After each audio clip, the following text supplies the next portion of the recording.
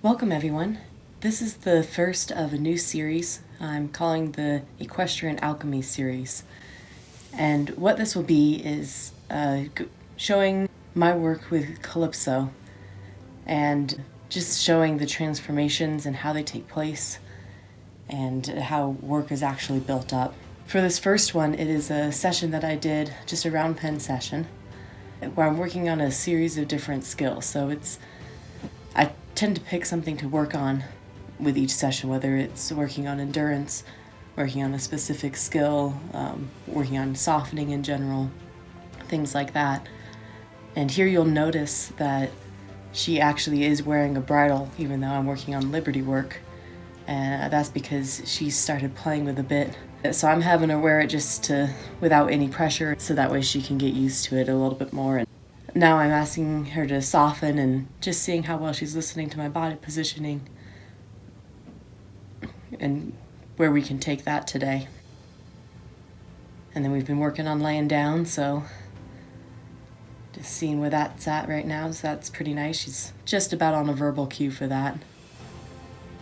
So it's really important when you're teaching a horse to lay down, you don't want them to just do the movement, you want them to be able to cue them into it. So ask them specifically to lay down and they lay down, and then also cue them out of it.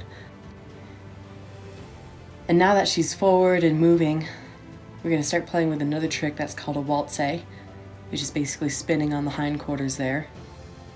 And I really like to use this as a way to help develop collection when they're loose, because that'll put them back on their haunches and ask them to move forward correctly out of it. And there I'm working on just having her off my body language, move in towards me. So I use different props depending on what I need, but I normally have something to help extend my hand and give a little bit more of a drive. So this day I'm just using a dressage whip. So you can see with these types of days where I'm just touching base, seeing where she's at on all the different levels, what we need to work on, I keep things pretty short. This whole session probably took place over the course of an hour, but inside of it we had several mini sessions. So I'd work on something when she would get soft and respond really correctly, then we move on to something else. It's really important when you're working on a skill like that you correct them at the right moment. And then even if you're not done, you can move on to something different. But when you find that sweet spot and what's really good, you want them to be able to think about that. So there we're just working with our flow just off the legs and the seat. And one thing that's really important when you're doing all this is to really watch where your head is, because your head is going to direct the flow of the rest of your body, and in turn your horse's. So it's easy to want to look down at the horse, but you really want to look up where you're going and allow that to happen. And I like to use these when she's doing well like that. I like to stop and give her like these thinking times to process what happened. People, when you're struggling with getting the correct lead, if you watch how horses when they're cantering naturally go, you can see here she actually lets her hindquarters come in and then she's able to switch that lead. So if you can't do it when you're correct and straight, you can allow your horse's hindquarters to come to the inside a little bit to really help push them into that correct side.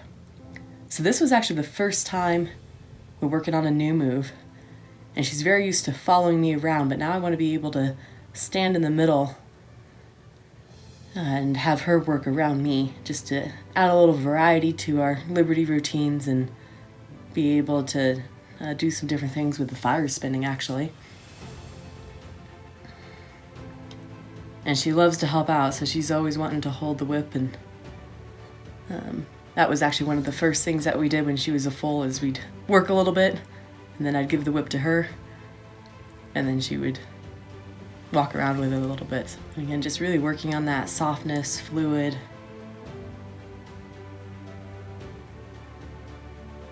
I'm using the whip there. I'm trying to get her to she's fallen out a little bit.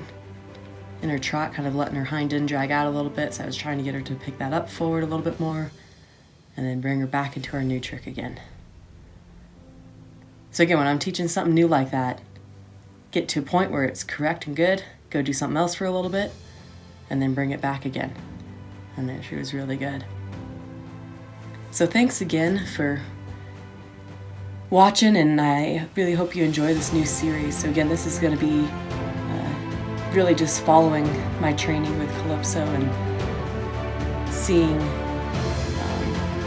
how transformation with horses actually takes place and how you actually build them and get to different places. Because I think so often we see shortcuts and little bits and pieces, and I wanted to create something where you can see really how it works, how everything is put together, and the different ebbs and flows of training.